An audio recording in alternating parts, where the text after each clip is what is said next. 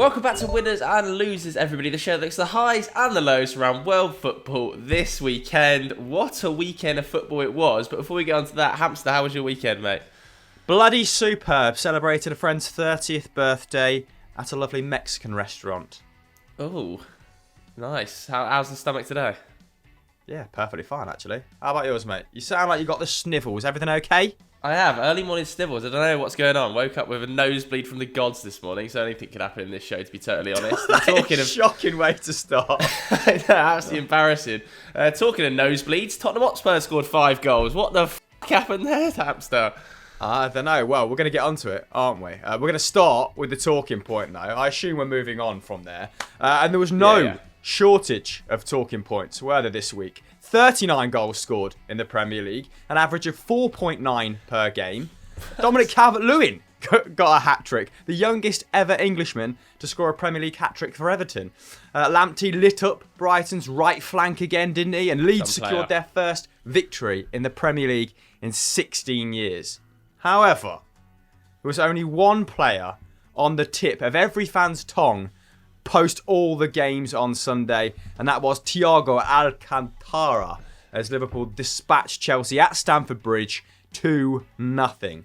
Now, the Spaniard replaced Jordan Henderson at half-time owing to injury. Jordan Henderson actually setting up the scenario wherein Christensen was sent off with a lovely long field pass, didn't he? But he got injured at half-time, and the Spaniard came on and toyed with the Chelsea defence for the next 45, completing 75 passes in one half, the most since Opta started gathering passing data in the Premier League. I think that was around 2003, 2004. And they weren't just lateral passes either. 56 of them were in the opposition half. Obviously, they had the numerical advantage, but he was still forcing the issue, wasn't he? That was also a game high. And I suppose those who watched Bayern last season in any great detail won't be all that surprised. In the Bundesliga in 1920, he maintained a pass accuracy of 90.5% across the course of the entire season, as well as completing 86% of his take-ons. This man is both just wonderful to watch and extremely economic and efficient at the same time, isn't he? He's a manager's dream. Now, admittedly, none of these passes translated into chances created, because he wasn't that advanced, was he? And like we said, the conditions were perfect for him to slot in and dictate. It's funny that Thiago Alcantara getting all this praise for completing 75 passes this morning, but when Jorginho does it, gets absolutely battered for it. And that didn't stop Jurgen Klopp from getting giddy over his new signing, though, did it? Yeah, I liked it. I liked the game a lot. So defensively, it was tricky for him because we set it up differently, but offensively with the ball, that's him, man. So he wants to pass the ball. As good as Thiago was in the first 45, I really want to talk about who was my man of the match, Fabinho, playing centre-back. You know, without Joe Gomez, without Joel Matip, there was a slight concern there, I thought, but maybe Fabinho's found a new role. I know he's played there a couple of times, obviously played right back in his past as well, but he was the best player on the pitch. And he was up against one of the most frightening forwards in Europe in Timo Werner, who still looked really sharp, by the way. Admittedly, they had an easier time against Kai Havertz. I don't really understand what Frank was trying to do with Kai. It was kind of whack the ball into him, and he was just getting physically manhandled all over the place, wasn't he? But Fabinho, most passes completed, most recoveries, most interceptions, most clearances, 4 tackles. Just a totally comfortable performance in an uncomfortable position for him. And I do wonder whether against some of the smaller teams, you'll see Fabinho play as a centre-back to allow Thiago to play in that defensive midfield role. Yeah, it definitely adds something to that Liverpool game in terms of passing out from the back, I think. At the other end of the pitch, we've got to talk about Sadio Mane, because another brace for him. And I heard Jamie Carragher post-game saying Sadio Mane is in consideration now for the greatest team in Liverpool's history, as being one of the players in the 11 statement for the greatest team in Liverpool's history, which I found was really interesting. Obviously, he's now matched Fernando Torres' Premier League goal haul, 6th in their all-time list for goal scorers, behind the likes of Luis Suarez. But he was so vital to this performance, and he's been so vital to so many performances for Liverpool since he joined. And I thought that was such a big statement from Jamie Carragher. I mean, obviously they've got legendary players of the past that I never really got to see, the likes of John Barnes. But if we're putting him up there with them, then it's pretty impressive. As good as Liverpool were, we've got to talk about Chelsea, haven't we? And we've got to talk about what is the worst goalkeeper in the Premier League, Hamster? Yeah, I mean, a save percentage of 53% last campaign. And he's been battered enough. I do think it's he has. kind of foraying into bullying. But he was in a league of his own last season in terms of just how bad he was. And I think Chelsea are now at risk of making him unsellable. Because the errors are building up again at the start of this campaign. Yeah. And no one is going to want him as their first choice. I suppose maybe the idea was to put him in the shop window to try and recoup some of that 70 plus million that they spent on him. But it looks increasingly likely that he's just going to be the number 2. Yeah, I mean, Edouard Mendy, that fee has been agreed. Rennes have announced that the transfer is done and dusted. Chelsea are yet to announce it, apparently, according to Matt Law, because the medical hasn't been completed yet, but we expect that to be announced this week. So he's obviously going to come in. And it's an interesting one because I don't know whether he's going to come in and immediately be the first name on the team sheet, whether he's going to kind of compete. It has to be dropped. It has to be dropped for a prolonged period of time. Let him build up his confidence off the pitch. Yeah.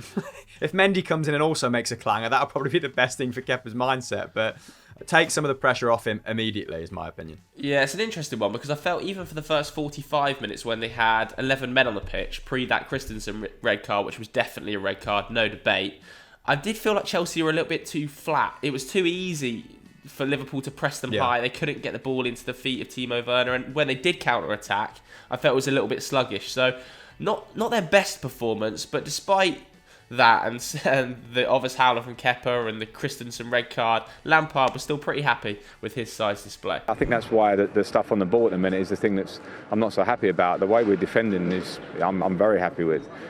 We have to have time. We have to have time for that. Every team that is successful in the modern day has had time, has had a process, and now our process starts here. Not from last year. Last year it was a squad that I felt we couldn't do much business going into it. So we worked to come fourth. Now it's a new start. Our objectives are higher. Our expectations are higher. Fair play, fine, but it will take some time. And today, for character and spirit, I saw a lot of stuff. This week's winners are Jose Mourinho's Tottenham. Thank you to 04 Kibra for sending that in. If you want to get your suggestions in, watch out for the tweet on Sunday night. But before we divulge, if you're not subscribed to Football Daily, hit that button right now, turn notifications on to never miss another episode of Winners and Losers ever again. Stay informed, people. All right, Joseph, this turned out to be a pretty salivating fixture in the end after a debatable first 45. Yeah, and who went out at 45 minutes for plants? Yeah, I did. Came back and scored 5-2. What a terrible decision that was. Because in the first 45 minutes, Southampton were the better team in nearly every aspect of the game. In fact, I don't think Tottenham had a shot on goal until Son's equaliser. Southampton were just pressing them all over the park. Tottenham's midfield wasn't good enough to get out of that press. And the goal was brilliant by Southampton. Carl Walker-Peters, the weight on that pass. Danny Ings, the touch and finish, is nothing short of world class. However, the second half comes around and, the Son goal, almost a precursor to it. That Southampton backline, it was just too high. I don't think that the centre-backs are mobile enough to play a defensive line on the halfway line at times, which is where they were, because Kane was dropping into those sort of half spaces, and he was so good with his distribution yesterday that he could just clip the ball over the top to Son. Some of the passes and the weights of passes in particular was just sensational, weren't they? He created 4 chances, of course, for Son, and Son was so clinical. He finished all 4 of them. 4 shots, 4 goals. You can't ask for more than that from the South Korean. And it's been a big week for Tottenham Hotspur. It's been ups, it's been downs. Obviously, Plovdiv, not brilliant, given they nearly went out and it took kind of 2 red cards to get them going in that game. But then Gareth Bale signs, and I feel like already that Gareth Bale signing has lifted the team 20 to 30%, because the energy and the atmosphere around them, the sort of bubbling on social media, feels more positive than it was this time last week, when obviously Everton result had happened. They struggled to get past Plovdiv.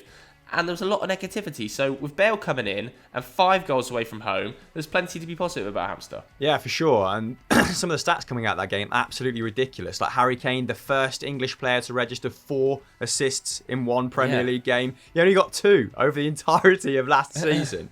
And astonishingly, it's not the first time he's been involved in 5 goals in a game. He did it against Leicester in May 2017. So let's hope that this is Harry Kane not just returning to form, but becoming the Premier League's best striker once more. Because the last 18 months, not that they've been rough, but inconsistent by his stellar standards, right? Son, on the other hand, now has 11 goal contributions against Southampton in just 10 games, more than any other side.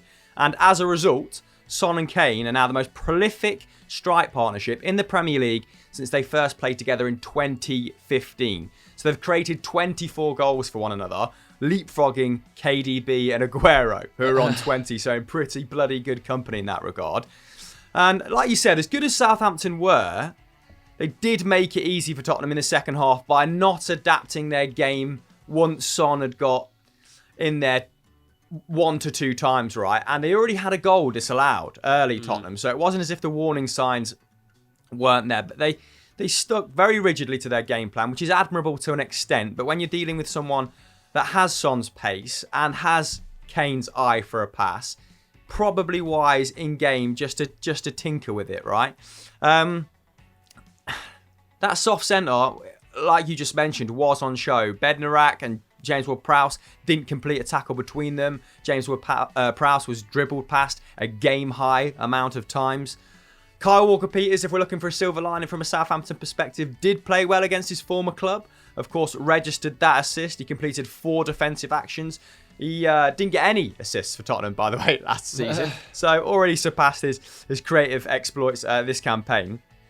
And Danny Ings just continues his fine form against Tottenham. He's now scored against them in 3 games on the bounce. So it's no wonder that they made inquiries about him, let's say, in the last week or so. Although I think it would take an astronomical fee to get him out of Southampton, seeing as he was responsible for around 40% of their goals last campaign. So he's probably worth a good 60, 70 million to Southampton, isn't he? And yeah, like you said, the feel-good factor back. Despite Jose Mourinho bemoaning their fixture list as a joke, Spurs much more upbeat than this time last week. And it looks like that summer of transfer activity might not be up as of yet. So linked with Jesse Lingard as a possible replacement for Dele Alli. Of course, Jesse Lingard became an important squad rotation player under Jose. He secured that bumper new deal under Jose, didn't he? And scored goals in finals for him. And yeah, Ali was left out of the matchday squad once more for the second consecutive week, I believe. So I don't know if he's becoming Jose's classic fall guy, if his application in training is just not of the standard, because we've seen Ndombele turn it around. He was, of course, hauled off at half-time because he was on a yellow card, and I think the game plan was always to get Lo Celso on. They're sort of splitting that responsibility at the moment, aren't they? So all of a sudden, Spurs have strength in depth, options, and can afford to leave players like Ali at home. So let's hope this galvanises them, and let's hope they put together a really good push for the top 6. But what do you guys at home think? Does Ali have a future at Spurs? If so, does he need to change his position maybe? Or should he just cut his losses and go to PSG? Let us know in the comments below. Moving on to our first losers is Manchester United, obviously. This was sent in by Jiku 1989. United losing their first game of the season for the first time in 6 years. And it was a comfortable victory for Crystal Palace to win 3-1 at Old Trafford. You know, people can make excuses about the penalty. Should it have been a penalty? Probably not. Should it have been a retake? Probably not. But who cares? Because up to that point, they were battering United anyway. And 3-1 is a perfectly deserved scoreline for Roy Hodgson's men. There are some excuses Manchester United fans and Ole Gunnar Solskjaer might well make. You know, not having the first team squad fully together until I think Wednesday. Players coming back from quarantine. No real pre-season. Obviously, everybody's pointing towards a lack of activity in the transfer market as well. That's kind of been the number one excuse on social media. We haven't signed any players. We've not been good enough in the transfer market. And we haven't really been good enough in the transfer market. At the moment, Ole Gunnar Solskjaer is being let down to some extent by the board. But let's have it right. The 11 that were put out on Saturday evening was good enough to beat Crystal Palace. To a man, it's a better team, but we did not play well at all, any aspect of the game. I do want to mention, though, the right-hand side as a big problem area for United. You know, we're in 2020, and I'm seeing Timothy Fosu-Mensah and Dan James start the opening day of the season. I want to make that very clear. For Manchester United, we're 4 years into Victor Lindelof's stint at United, and he's still starting at centre half. There's massive areas of concern on that right hand flank. Obviously, Wan-Bissaka helps a great deal, but he didn't come out of quarantine until Tuesday or Wednesday because he obviously broke quarantine rules. Slightly silly. And we are looking for that right winger, which hasn't yet come.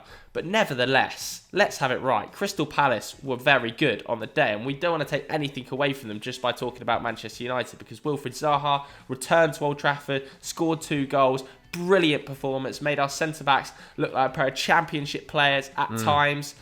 So let's take nothing away from Roy Hodgson's men. But having said that, it was totally unacceptable, that performance from Manchester United on the weekend, and Ollie pretty much said as much. We've had players here not in the squad tonight because of different reasons. So training group this morning was 7 players, and we have a big bench. So obviously there's players there that should be knocking on the door and saying, I want to play the next one. Ollie's talking there about the general strength of the squad, and Danny James is a good rotation option, perhaps not of starting quality, but it's now getting to the point where he should probably try and look elsewhere. Leeds reported to still be interested because he's becoming the poster boy for Ed Woodward's failure to secure Jadon Sancho on that right-hand flank, and it's getting a little bit toxic. He's a nice guy. Don't think he deserves all the abuse he gets. His numbers in this game were bad. Failed to create a chance, completed 0 dribbles, only carved out 1 shot. But let's not smash into Danny James just because he's not Jadon Sancho. The summer from Manchester United, comparatively speaking to the rest of the top 6, has been really, really poor, hasn't it? And they have come out and said that they don't want to sign a replacement centre-half. So it looks like you're going to have to stick with Lindelof, Joseph. Meanwhile, Hodgson, any days for you getting a game. Meanwhile, Hodgson's only spent 16 mil this campaign on one player, Eberechi Eze, of course, bringing in a couple of loan players as well. But he watched his side execute his counter-attacking game plan to perfection on the sidelines, didn't he? And despite being outshot 17-4, that compact shape from the Eagles meant that most of United's attacking endeavours were speculative. 10 shots came from outside the box. And that sort of defensive nous, coupled with the industry of Ayew, who completed 2 tackles, coupled with the pace of Schlupp and Zaha on the break, meant that Palace were actually able to generate really high quality chances after winning the ball back in advantageous areas, breaking at speed. Of their 14 efforts, 9 came from inside the box. And that was reflected in the XG, which was 2-1 in Crystal Palace's favour. Like you pointed out at the top of the show, they thoroughly deserved this result. Saying that, perhaps a little bit of credence to what Patrice Evra was saying in the studio about Manchester United making other teams look good just by being so poor. This was the first time that Crystal Palace have scored more than 2 goals in a game since the last day of the 18-19 campaign, which is 40 matches ago. And winger Andros Townsend, who opened the scoring and subsequently matched his goal haul from last term, spoke about having a mental edge over United going into the game, which is, seeing as United were playing at home, quite hard to believe. So, fear factor firmly gone then, Tomlinson. Mentally, we knew that we had an advantage, whether that meant for something or it was just in our minds, but we knew if we started fast that we maybe catch them cold. We did exactly that. And then it's just about seeing out the game plan, and I think, like I said before, we more than did that. All right, very quickly then, Hamster. Have you got a favourite moment from the weekend?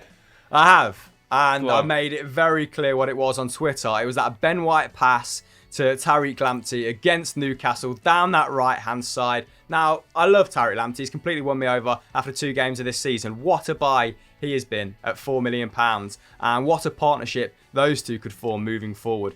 Brighton... you expect it because Potter's a good manager and he's always kind of insisted on playing good football, but might be the surprise package of the season. If they finish mid-table, that would be a great, great achievement for them. What about yours? Yeah, probably James Rodriguez's performance. I think, in particular, how well he took his goal. And I've got written down. I wanted to say, 6'6" Jacques Vermeulen running 40 yards, beating 4 defenders, and putting Exeter Chiefs into their first ever European Cup semi-final. But this is Football Daily, so I'll say James. But really, it's Jacques Vermeulen. What absolutely man. Zero place for rugby on this channel while I'm here. All right, unacceptable from you to hijack the end of this show. What else have we got across Football Daily, Euro Football Daily going out that people can go and watch after this? Go and watch Sunday Vibes yesterday. We hear you guys. It is out of date, so we are going to be trying to shoot closer to the weekend, but it is difficult. Other people have lots of different things going on. It is very difficult. Vibes. And Doogie is zhuzhed up. Euro Roundup. We're no longer going with 2 people. It's 1 person to camera. We're looking to improve on the formats that we've created these past 4 or 5 years. So please leave us feedback because we appreciate it. And that's all I've got to say. Joe needs to go and blow his nose. Bless him. Go and get your head over a bowl of Bulbasaur, mate. And we'll see you next week. Bye.